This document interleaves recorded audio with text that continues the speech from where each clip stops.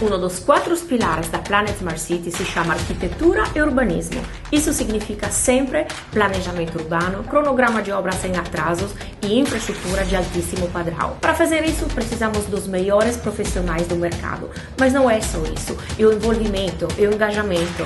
Ouve a fala do Thomas, nosso engenheiro de obra. Ele, desde o começo, trabalha comigo e sonha com a gente.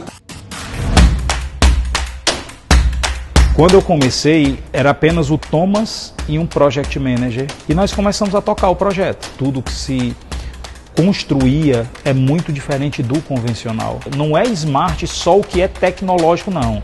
Então a tua engenharia também é smart. Você quer um exemplo prático?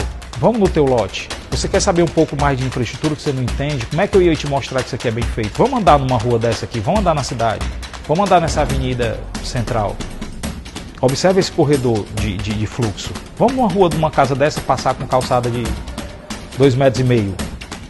O grande diferencial de infra daqui, a preocupação das pessoas de que a solução que foi tomada, ela é realmente a melhor e ela funciona.